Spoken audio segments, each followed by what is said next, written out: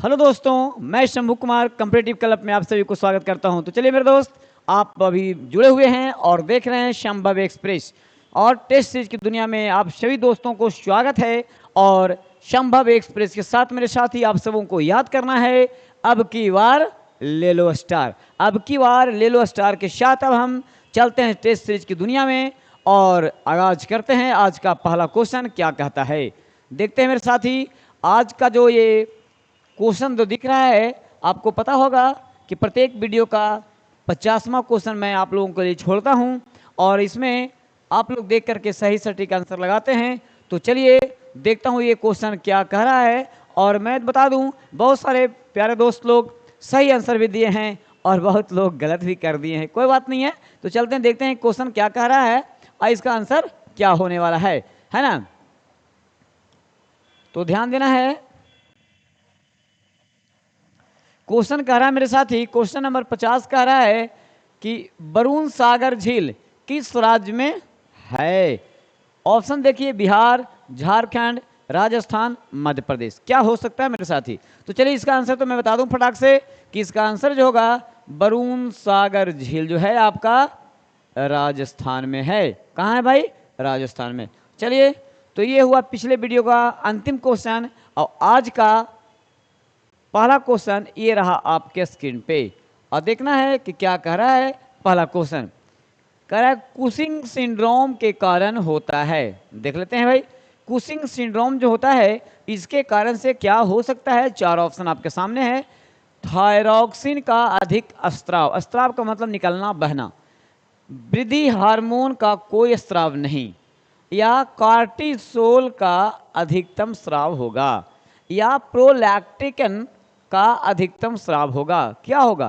तो देखेंगे मेरे साथी, दो कुशिंग सिंड्रोम से अगर ग्रसित व्यक्ति हैं तो उसमें सी नंबर का जो आपका ऑप्शन है, कार्टिसोल का अधिकतम स्राव हो सकता है, मतलब बहाव हो सकता है। चलिए, तो एक नंबर क्वेश्चन का सी आंसर बिल्कुल सही जवाब। दूसरे नंबर का क्वेश्चन आज का ये है मेरे साथी, ध्यान दीजिए। फेलोपियन ट्यूब के किस क्षेत्र में निषेचन होता है? आपको पता होना चाहिए। इन फंडिबुलम, एम्पुला, इस्थमस, फिबुला। इसमें कौन से ऐसे अंग हैं, कौन से ऐसे पार्ट्स हैं जो फेलोपियन ट्यूब में होते हैं जहां की निषेचन संभव है? तो वो जो है आपका एम्पुला हो जाएगा। चलिए, तो नेक्स्ट क्वेश्चन की तरफ बढ़ते हैं मेरे दोस्त। और ये क्वेश्चन रहा आपका तीसरा। आज का जो तीसरा क्वेश्चन है ये रहा, श्वसन अनुपात एक से अधिक होता है किसमें? वसा में, कार्बनिक अम्लों में, प्रोटीन में, या विटामिन में। तो श्वसन का अनुपात जो होगा एक से अधिक होगा कार्बनिक अम्लों में। बी ऑप्शन बिल्कुल आपका सही है मेरे साथी। चौथा नंबर क्वेश्चन आपका ये रहा स्क्रीन पे, है ना। मनुष्य में कौन सा हार्मोन रक्त में कैल्शियम एवं फास्फोरेट को नियंत्रित करता है? देखना है। ग्लूकॉन, वृद्धि हार्मोन, पैराथायराइड हार्मोन, या एफ्लेक्सिन। क्या हो सकता है? तो इसका आंसर है मेरे दोस्त सी इसका आंसर है। ध्यान देंगे, पैराथायराइड हार्मोन बिल्कुल सटीक और सही जवाब इसका होगा मेरे साथी। चलिए, तो फटाफट एकदम चलते हैं। आप देख रहे हैं संभव एक्सप्रेस में, बिल्कुल एक्सप्रेस की तरह काम करना है। लंदन की सेंट्रल बैंकिंग ने risk manager of the year award 2024 से किसे सम्मानित किया है? भारतीय reserve bank, state bank of India, भारतीय प्रतिभा और विनिमय बोर्ड, इनमें से कोई नहीं। क्या हो सकता है? तो इसका आंसर ए होगा, भारतीय रिजर्व बैंक को ही दिया गया है मेरे साथी। चलिए नेक्स्ट क्वेश्चन की तरफ बढ़ते हैं। नेक्स्ट क्वेश्चन आपका ये रहा, गिद्धों की एशियन किंग प्रजाति के लिए विश्व का पहला संरक्षण और प्रजनन केंद्र कहाँ स्थापित किया गया है? देखेंगे, उत्तर प्रदेश, मध्य प्रदेश, कर्नाटक या बिहार। कहाँ हो सकता है? तो इसका जो है संरक्षण केंद्र बनाया गया है आपका उत्तर प्रदेश। उत्तर प्रदेश इसका आंसर होगा मेरे साथी। देखिए एक क्वेश्चन है, भारतीय सशस्त्र बलों में चिकित्सा सेवा की पहली महिला महानिदेशक कौन बनी हैं? अनामिका वी राजीव, साधना सक्सेना नायर, नीना सिंह या इदाशिशा नोगरांग। चलिए, तो भारतीय सशस्त्र बलों के चिकित्सा सेवा की पहली महिला महानिदेशक जो बनी हैं वो बनी है आपका ऑप्शन बी, साधना सक्सेना नायर। बिल्कुल सही जवाब होगा मेरे साथी। चलिए, फरवरी 2025 में नवीनतम संशोधन के बाद आरबीआई द्वारा निर्धारित नई रेपो दर क्या रही है? 6%, 6.25%, 6.5%, 6.75%। बताएंगे? तो रेपो दर जो नया अभी निर्धारित किया गया है आरबीआई के द्वारा मेरे साथी, वो है ऑप्शन बी, 6.25%। चलिए, देखिए क्वेश्चन आ गया मेरे साथी। इसी तरह के क्वेश्चन को कहा जाता है इजी है मगर बहुत बिजी है। देखिए, झांसी की रानी लक्ष्मीबाई की मृत्यु कहाँ हुई थी? बोला जा रहा है झांसी, लखनऊ, ग्वालियर और कानपुर। कहाँ हो सकता है भाई? इसका टॉप मोस्ट क्वेश्चन है जी, ग्वालियर में। झांसी से इन्होंने 1857 की क्रांति की बिगुल फूकी थी, है ना, लड़ाई लड़ी थी उन्होंने। चलिए, नेक्स्ट क्वेश्चन को देखते हैं। हिटलर के किस देश पर आक्रमण के परिणाम स्वरूप द्वितीय विश्व युद्ध आरंभ हो गया था? सोवियत संघ पर किया था, अमेरिका पर, पोलैंड पर कि रूस पर? तो मेरे साथी, इन्होंने पोलैंड पर आक्रमण कर दिया था। इसके चलते विश्व युद्ध दूसरा चालू हुआ था। आप कमेंट में बताएंगे दूसरा विश्व युद्ध कब से कब तक हुआ था मेरे साथी। बड़ा इजी क्वेश्चन मैं आपको दिया हूं, कमेंट में आंसर देंगे आप लोग। चलिए, हुंकार हिंदी साप्ताहिक पत्रिका का प्रकाशन निम्न में से कौन व्यक्ति से संबंधित है? राहुल सांस्कृत्यायन, सहजानंद सरस्वती, यमुना कारजी, दयानंद सरस्वती। क्या हो सकता है? चलिए देख लेते हैं। हुंकार हिंदी साप्ताहिक जो है ये सहजानंद सरस्वती जी का है भाई। नेक्स्ट क्वेश्चन आपका 12 नंबर का क्वेश्चन ये रहा आपके स्क्रीन पे, और ये जो कह रहा है कि राजस्थान में बहुत कम वर्षा होती है क्योंकि हवाएं किसी प्रकार की बाधाओं को पार नहीं करती है, जिसके कारण ठंडा होने के लिए आवश्यक ऊंचाई नहीं प्राप्त होती है। मानसून इस क्षेत्र में पहुंचने में असफल रहता है। यहाँ बहुत गर्मी होती है। यहाँ ठंड के कारण पेड़ पौधे पर बर्फ जमे रहते हैं। ये सारा के सारा ऑप्शन पढ़ के आपको लग गया होगा कि सारा गलत है। हवाएं यहाँ पे देख लेंगे, जब हमारे यहाँ मानसून पहुँचती है तो मानसून के दौरान में आपका कोई ऊंचे ऐसे पहाड़ी या पर्वतीय क्षेत्र नहीं है जो उसका प्रतिरोध कर सके, विरोध कर सके और उससे टकरा करके बारिश करा सके भैया। तो ऐसा होता है कि वहाँ पे कोई ऊंचाई का उसका जो है विरोध का सामना नहीं करना पड़ता है, याद रखना है, और हवा जो है पार कर जाता है ना। थोड़ा सा एक पहाड़ी क्षेत्र है भी, माउंट आबू नाम सुनोगे, वो उसके समकक्ष में समानांतर है, हवा जो है पार कर जाता है और वहाँ बारिश ना होने में मदद करता है। ना होने में ध्यान रखिएगा। राष्ट्रीय जल मार्ग संख्या 4 NW नेशनल वाटरवे को किस वर्ष राष्ट्रीय जलमार्ग घोषित किया गया था? देखेंगे संख्या 4 है और यहाँ आंसर उठाना है आपका 2008 में, 6 में, 93 में या 1973 में। तो आपका जल मार्ग संख्या 4 है, वाटरवे 4 है और उसको जो है राष्ट्रीय जल मार्ग की घोषणा कर दी गई थी 2008 में। चलिए 2008 में। अब देखना है क्वेश्चन आया है 14 नंबर का क्वेश्चन जो है आपका क्या कहता है? बेल्ट, डाउन्स, पंपास आदि शब्द संबंधित है। आपको पता होगा कि दक्षिण अफ्रीका में ये आपका बेल्ट जो है घास का मैदान है, डाउन्स ऑस्ट्रेलिया में घास का मैदान है, पंपास अर्जेंटीना में घास का मैदान है। कह रहा है कि ये सब जो शब्द है संबंधित है किससे? देखिएगा आंसर आप घास के मैदानों में, या बादलों के प्रकार से, या घाटियों से, या नदियों पर बने बांध से। क्या हो सकता है? मैं अभी बता रहा था आप लोग के। चलिए, घास के मैदान हैं, ये सभी क्या है भाई? घास के मैदान हैं, घास के मैदान थे। चलिए 15 नंबर का क्वेश्चन को देखिए। निम्न में से कौन सा एक अस्थल रुद्र देश है? अस्थल रुद्र का मतलब हुआ कि चारों तरफ भूमि से ही बद्ध हो, माने आबद्ध हो, माने घिरा हो। देखिए यहाँ का जो देश होगा ये, इसके बारे में वो सब किससे है? चारों तरफ देश, मतलब पानी का कोई भी एरिया, महासागर का कोई भी एरिया उसमें टच नहीं करता है, उसको हम कहते हैं लैंड लॉर्ड, है ना। Land lock country, Belgium, Hungary, Romania, Britain. बताइए, अगर आपको मैप पर पकड़ होगा तो पकड़ सकते हैं। यहाँ देखना है, हंगरी जो है ये बीचे बीच में है। हंगरी जो है आपका एक स्थल रुद्र देश में गए आता है, बाकी ये सभी में कोई ना कोई महासागर के जल क्षेत्र से सटा है, घिरा है। अगला क्वेश्चन आपका ये रह गया, ध्यान दीजिए। ये भी बहुत क्वेश्चन इजी है मेरे साथ ही, मगर बहुत बिजी है। ध्यान देना है कि ग्रेट विक्टोरियन, जहाँ ग्रेट लग जाए आपको बताया गया होगा, बहुत सारे ऐसे चीज़ हैं जो एक ही देश में नज़र आते हैं। ग्रेट विक्टोरियन मरुस्थल कहाँ स्थित है?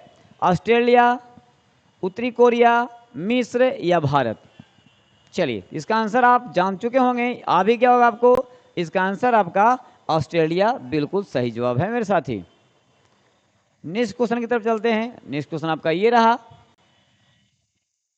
यदि ग्रीन बीच में दोपहर के 12 बजे हैं तो ग्रीन बीच के 30 डिग्री पूर्व में क्या समय होगा?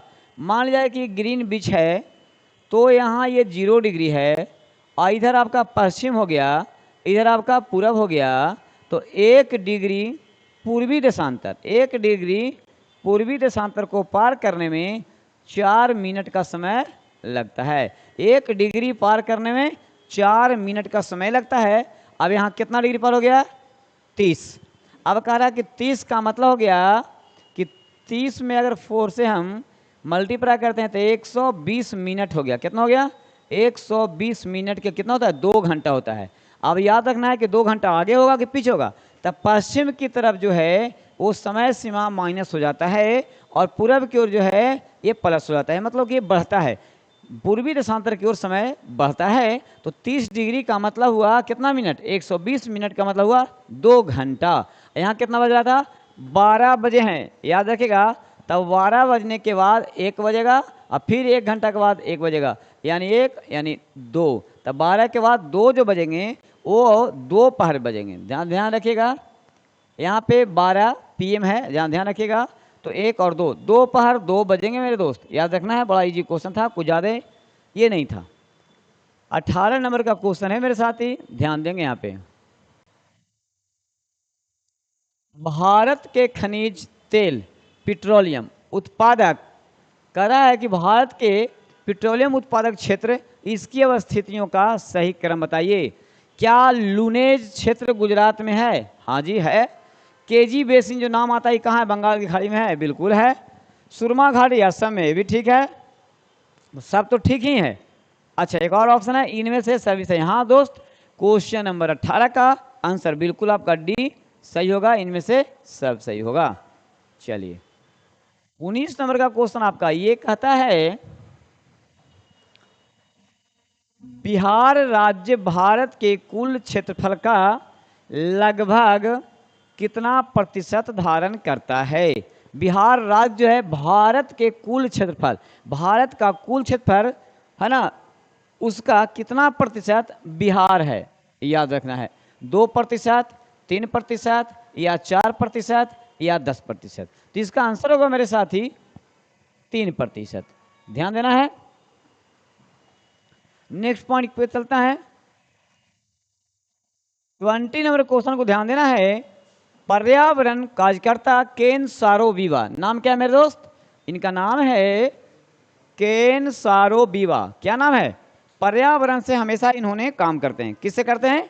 पर्यावरण से। पर्यावरण से इन्होंने जुड़े हुए आदमी हैं, और देखिए इनके साथ क्या हुआ है।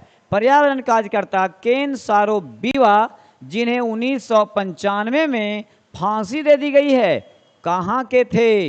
ये व्यक्ति के बारे में पूछ रहा है, कहाँ के थे? तो देखिए ऑप्शन दिया गया है नाइजीरिया, दक्षिण अफ्रीका, मिस्र और इंडोनेशिया।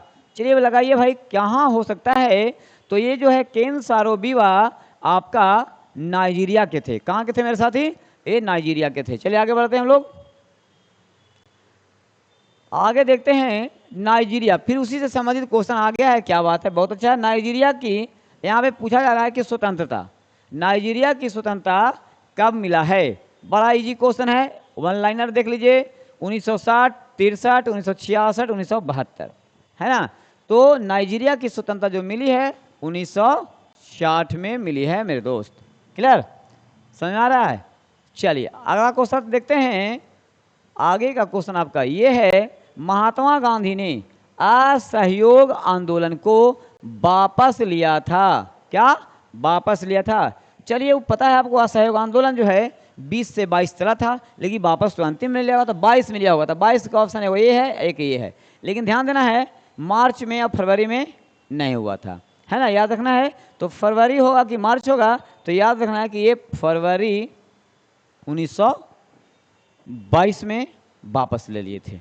चलिए अगला क्वेश्चन क्या कहता है, सोन नदी का उद्गम स्थल, क्या बात है। नदी से जिन्होंने नदी अगर कंप्लीट किया होगा तो देखिए यहाँ पे सोन नदी का उद्गम स्थल है छोटा नागपुर पठार, अमरकंटक,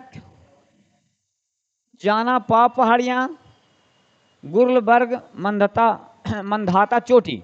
देखेंगे तो सोन नदी का आपको पता होगा कि सोन नदी जो है आप अमरकंटक से पढ़े होंगे कि यह अमरकंटक से निकल करके और गंगा में जाकर के मिल जाती है, याद रखना है। तो अमरकंटक से निकलती है और ये भरंसित घाटी से बहती है। आगे देखना है आपका क्वेश्चन, भिलाई, दुर्गापुर और राउरकेला। दुर्गापुर पश्चिम बंगाल और राउरकेला उड़ीसा और भिलाई आपका छत्तीसगढ़। चलिए ये सब उद्योग धंधा है, चलिए ये सब बड़े बड़े उद्योग हैं।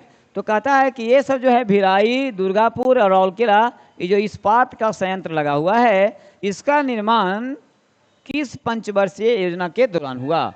आपके यहाँ अभी तक 12 पंचवर्षीय योजना चल चुके हैं, अब तो वो समाप्त कर दिया गया है और उनके जगह पर नीति आयोग आ गई है। चलिए ठीक है, मगर ये कह रहा है कि भिलाई, दुर्गापुर, राउरकेला का इस्पात जो संयंत्र है ये लगाया गया है प्रथम पंचवर्षीय योजना के समय या द्वितीय के समय, तृतीय के समय या चतुर्थ के समय। तो याद रखिएगा प्रथम पंचवर्षीय योजना में कृषि पर ज़्यादा फोकस किया गया था और द्वितीय पंचवर्षीय योजना में उद्योग धंधे पर। यहाँ देखिएगा भिलाई, दुर्गापुर, राउरकेला सब इस्पात उद्योग है, इसीलिए इसको हम लोग द्वितीय पंचवर्षीय योजना के दौरान कहने में कोई दिक्कत नहीं है और बिल्कुल सही और सटीक आंसर होगा मेरे साथी। चलिए तो अगला क्वेश्चन की तरफ हम बढ़ते हैं, आगे ये देखते हैं हम लोग। ओजोन छिद्र का अर्थ है, देखिए ओजोन छिद्र का मतलब है आपको कि वायुमंडल में कई परतें हैं मेरे साथी, और ये सब परत का अलग अलग अपना अपना फंक्शन है। अब कह रहा है कि ओजोन छिद्र, ओजोन में O3 गैस होती हैं, अब उनका छिद्र होना का मतलब क्या होना? छिद्र होने का मतलब है कि O3 का जो लेयर होता है, किसका? O3 का जो लेयर होता है उसको मोटाई थोड़ा कम हो जाना, उसकी सघनता थोड़ा कम हो जाना, उनकी परत की मोटाई कम हो जाना, ध्यान रखना है। तो ओजोन छिद्र का अर्थ क्या है? तो समताप मंडल में ओजोन सांद्रता में कमी, समताप मंडल में ओजोन परत की मोटाई में कमी, समताप मंडल में ओजोन की मोटी परत में वृद्धि, समताप मंडल के ऊपरी परत में कार्बनिक अम्ल के सांद्रण में कमी। क्या हो सकता है? तो मैंने बताया अभी कि समताप मंडल में जो ओजोन O3 का जो गैस का जो लेयर है उसकी मोटाई में कमी हो जाएगा मेरे साथी। तो समताप मंडल में ओजोन परत की मोटाई में कमी, यानी ऑप्शन बी बिल्कुल आपका सही जवाब होगा। क्लियर है? चलिए तो नेक्स्ट पॉइंट की तरफ बढ़ते हैं और अगला क्वेश्चन आपके पास ये क्या कहता है, देखते हैं। कह रहा है परमाणु कक्षक है, हाँ परमाणु कक्षक है। क्या कहता है परमाणु कक्षक है? इलेक्ट्रॉन का वृत्ताकार पथ है, अंडाकार कक्षा है वह क्षेत्र है जिसमें इलेक्ट्रॉन के पाए जाने की संभावना अधिकतम होती है मेरे दोस्त। परमाणु की कक्षा जहां नाभिक है, तो परमाणु कक्षक वह क्षेत्र है जिसमें इलेक्ट्रॉन के पाए जाने की संभावना अधिकतम होती है। इलेक्ट्रॉन, जहां ध्यान रखिएगा मेरे दोस्त। 26 नंबर क्वेश्चन इस तरह हुआ। और अगला क्वेश्चन देखना क्या है। चलिए तो अगला क्वेश्चन पे ध्यान देंगे मेरे साथी। देखिएगा, प्रोटॉन संख्या 84, गौर कीजिएगा, और न्यूक्लियॉन संख्या 216 वाले एक परमाणु का एक नए तत्व में क्षय होता है। इस प्रक्रिया में यह एक अल्फा कण का उत्सर्जन करता है, ठीक है। और उत्सर्जन के बाद नए नाभिक की संरचना क्या होगी? तो प्रोटॉनों की संख्या को यहां पे देख लेंगे, 82 प्रोटॉनों की संख्या 82, प्रोटॉनों की संख्या 85 और प्रोटॉनों की संख्या 92। उसी के साथ साथ कह रहा है क्या प्रोटॉनों की संख्या के साथ न्यूक्लियॉन की संख्या देखेंगे 212, 214, 215 और 212। दिमाग लगाइए, आराम से निकल गया होगा। दोनों को देख लीजिए, 212 और 82 यानी 82 प्रोटॉन की संख्या। बिल्कुल आपका ये ऑप्शन ए ही सही होगा। चलिए, ये जो क्वेश्चन है, एक क्वेश्चन को भी आप बहुत इजी कह सकते हैं। एल्युमिनियम किस कच्चे माल से निकाले जाते हैं? गैलेना, क्यूप्राइट, वाक्साइट और सिनेबार, किससे हो सकता है? याद रखना है। तो एल्युमिनियम जो है वो हमेशा आपको याद करते होंगे वाक्साइट से ही होता है। चलिए, बड़ा इजी क्वेश्चन था, कोई दिक्कत नहीं, आगे बढ़ते हैं एकदम फटाफट। चलिए, जो ज़्यादा लेट करने की जरूरत नहीं है हम लोग को। किस देश के विमान से प्रथम खेप 104 निर्वासित भारतीय अमृतसर के हवाई अड्डे पर फरवरी 2025 में उतारे गए थे? बताइए, इजराइल से, पाकिस्तान से, अमेरिका से, संयुक्त राज्य अमेरिका से? दिमाग रखना है, कहाँ के होगा भैया? चलिए देख रहे हैं, तो ये हो जाएगा आपका संयुक्त राज्य अमेरिका से।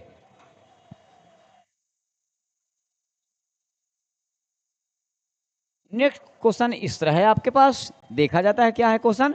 राष्ट्रपति डोनाल्ड ट्रंप फरवरी 2025 में किस अंतर्राष्ट्रीय संगठन से संयुक्त राज्य अमेरिका के हटने की घोषणा कर दी है? देखिए, क्या WTO से, या संयुक्त राष्ट्र शैक्षिक, वैज्ञानिक और सांस्कृतिक संगठन यूनेस्को से, या संयुक्त राष्ट्र मानवाधिकार परिषद UNHRC से, या अंतर्राष्ट्रीय मुद्रा कोष IMF से?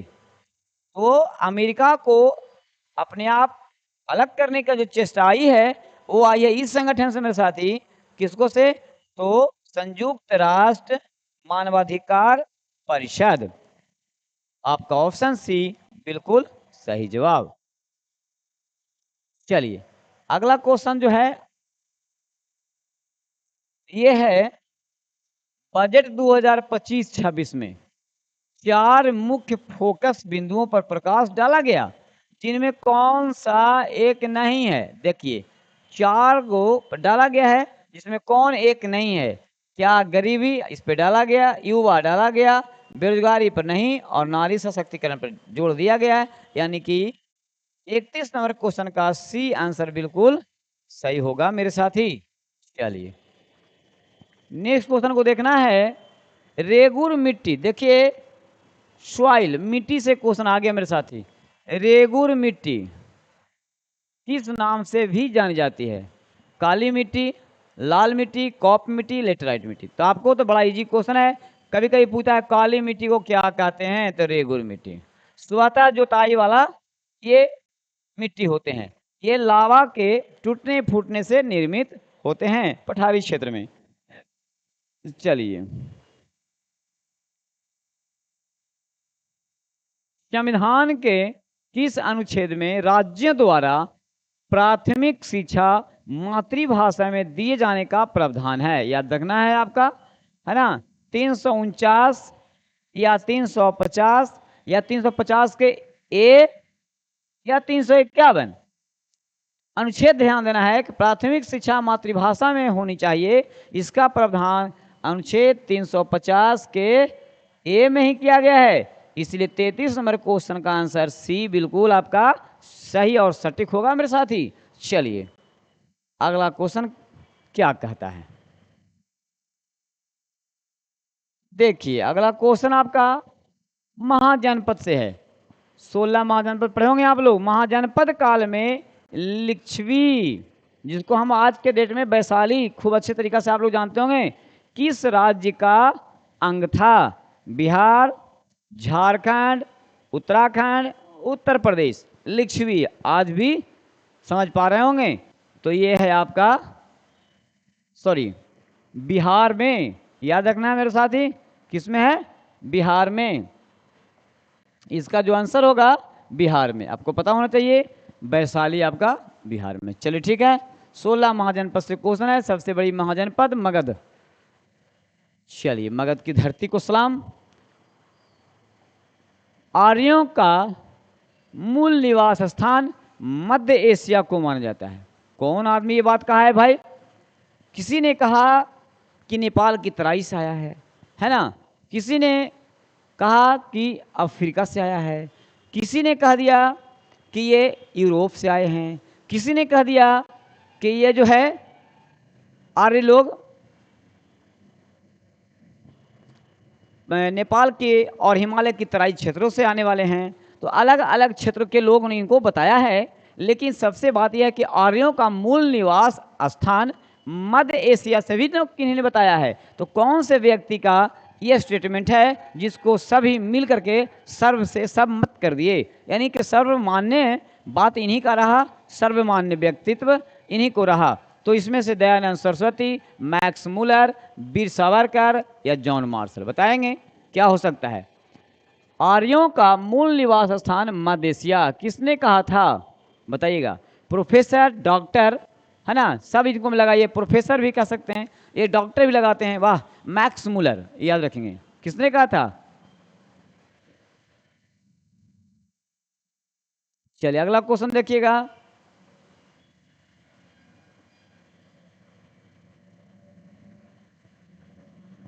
गांधी द्वारा दी गई बुनियादी शिक्षा से संबंधित नई तालिक प्रतिवेदन जाकिर हुसैन द्वारा कब प्रस्तुत की गई थी? देखिए, गांधीवादी यानी कि गांधी द्वारा दी गई बुनियादी शिक्षा से संबंधित नई तालिका, क्या नई तालिका या नई तालिका प्रतिवेदन जाकिर हुसैन द्वारा प्रस्तुत की गई थी, वो कब किया गया था? 1925, 1937, 1919, 1942। तो ये जो हुआ था आप देख लेंगे 1937 में ही इन्होंने प्रस्तुत किए थे।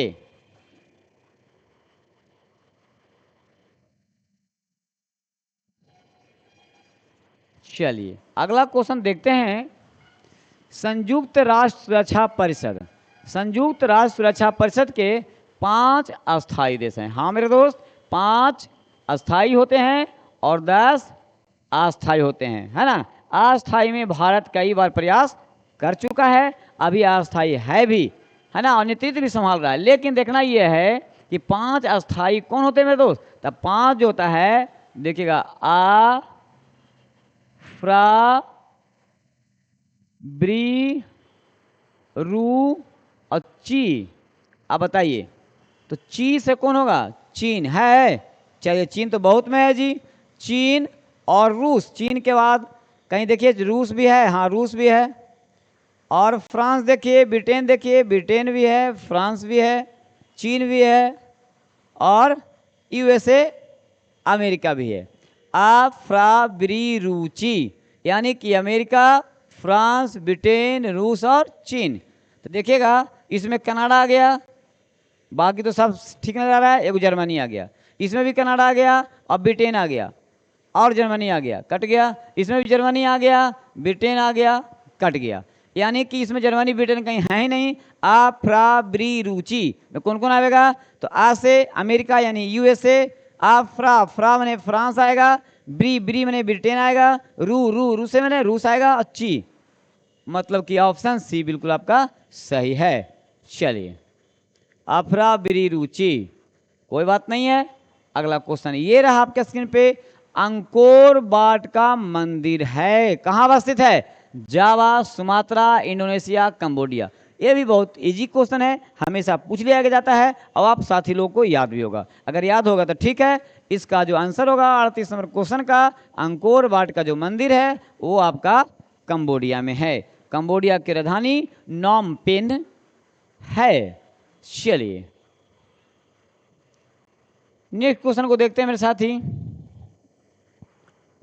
नेक्स्ट क्वेश्चन ये है, निम्नलिखित प्रश्न में 4 विकल्पों में से उस सही विकल्प का चयन करें जो वाक्यांशों के लिए एक शब्द का विकल्प हो जो भला बुरा ना समझता हो।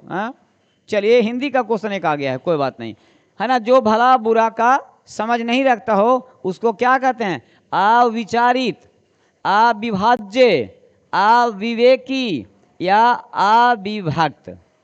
तो ध्यान रखना है, ये जो क्वेश्चन है इसको हम अगर देखें तो हिंदी का ये क्वेश्चन है मेरे साथी, जो भला बुरा का समझ नहीं रखता है उसको हम अविवेकी कहते हैं, और जो समझ रखता है उसको तो हम लोग विवेक जानवे करते हैं कि विवेकशील कहते हैं, यानी विवेकी प्राणी कहते हैं। बहुत विवेक है भाई, ज्ञान बुद्धि है उसके पास। चलिए ठीक है, अगला क्वेश्चन की तरफ चलते हैं। 40 नंबर का क्वेश्चन आपका ये कहता है क्या भाई? तो ये कह रहा है कि निम्नलिखित में से कौन सा माइक्रोवेव अवयव फैराडे रोटेशन के सिद्धांत का प्रयोग करता है? कौन हो सकता है? मोडेम, सर्कुलेटर, डुप्लेक्सर या शप्लेक्सर, बताएंगे? तो चलिए ये कह रहा है, यहाँ पर बात देखिएगा, माइक्रोव अवयव फैराडे जो रोटेशन का सिद्धांत है वो कौन करता है? सर्कुलेटर। कौन करता है? सर्कुलेटर। चलिए 41 का जो क्वेश्चन है ध्यान देना है, पीओ। पीओ का मतलब समझ रहे होंगे आप लोग? नहीं, पीओ को आवर्त सारणी के किस आवर्त एवं समूह में रखा गया है? पीओ का मतलब पोलेनियम है ना। इसको तो है छठे आवर्त एवं ऑक्सीजन समूह, 5वें आवर्त एवं नाइट्रोजन समूह है ना, चौथे आवर्त एवं कार्बन समूह, 7वें आवर्त एवं हाइड्रोजन समूह। तो याद रखना है, पोलेनियम को जो है आपको ऑक्सीजन के समूह वाले में रखा जाता है और उनका आवर्त छठे होते हैं। इसलिए 41 नंबर क्वेश्चन का ऑप्शन ए बिल्कुल सही जवाब है मेरे साथी। चलिए 42 नंबर का क्वेश्चन है, प्राकृतिक रबर किसका बहुलक है? बड़ा इजी क्वेश्चन है और हमेशा ये क्वेश्चन पूछ लिए जाते हैं, और इसीलिए मैं कहता हूं कि इजी भी है और बहुत बिजी भी है ना। प्राकृतिक रबर किसका बहुलक है? आइसोब्यूटिरिलीन का, क्लोरोप्रीन का, आइसोप्रीन का, बैकेलाइट का। ध्यान देना है मेरे साथी। तो प्राकृतिक रबर जो बहुलक होता है वो होता है आइसोप्रीन का। आइसोप्रीन यानी 42 नंबर का क्वेश्चन सी बिल्कुल सटीक और सही आंसर। चलिए अगला क्वेश्चन जो है 43 नंबर का क्वेश्चन है, ध्यान देना है। 43 नंबर का क्वेश्चन जो है कहता है कि CR का इलेक्ट्रॉनिक विन्यास है। देखना है, जो डिजिट देख रहे हैं सब स्क्वायर पे है, 3s स्क्वायर, 3p6, यहाँ पे 6 के ऊपर 63 नहीं है, वहाँ पे 3 है ना, D4 है, 4s स्क्वायर है, 3s स्क्वायर, उसके बाद 3p6q है, D5 4s1, 3s square, 3p6, 3d6, उपयुक्त में से कोई नहीं। तो CR का इलेक्ट्रॉनिक विन्यास जो होगा मेरे साथी ध्यान दीजिएगा, ऑप्शन ए बिल्कुल सही जवाब होगा, 3s स्क्वायर, 3p6q और D4 4s स्क्वायर 2। ध्यान रखना है, ये आपका ऑप्शन बिल्कुल आपका सटीक और सही हो जाएगा। चलिए नेक्स्ट क्वेश्चन की तरफ चलते हैं। चलिए ये आज का लास्ट क्वेश्चन था, कोई बात नहीं, कोई बात नहीं, ये लास्ट क्वेश्चन था मेरे दोस्त, है ना आज का ये। चलिए कोई बात नहीं, आज 43 क्वेश्चन ही था, कोई बात नहीं। चलिए तो इसी क्वेश्चन के साथ मैं अब विदा लेता हूँ और नेक्स्ट वीडियो में मैं चाहूँगा 50 क्वेश्चन आपके लिए रहे, और आज तो मैं आपके लिए छोड़ा भी नहीं, हमको लगा आगे तक होगा, कोई बात नहीं। तो चलिए आज तक इतना ही हुआ, और नेक्स्ट वीडियो में फिर मिलते हैं। 1 से 50 क्वेश्चन के लेकर के मैं उपस्थित होऊंगा, और आप बने रहें। और प्रत्येक 8 PM से ये जो क्लास का सेशन चलता है, आप अपने दोस्तों के पास में जरूर शेयर कर देंगे मेरे साथी। और मेरा जो प्यारा ये चैनल देख रहे हैं आप, कॉम्पिटिटिव क्लब को, आप इसे पहली बार अगर विजिट किए मेरे साथी, तो इसको सब्सक्राइब करना ना भूलें। चलिए दोस्त, तो इसी क्वेश्चन के साथ मैं विदा लेता हूँ। जय हिंद प्यारे दोस्तों, जय हिंद, जय हिंद।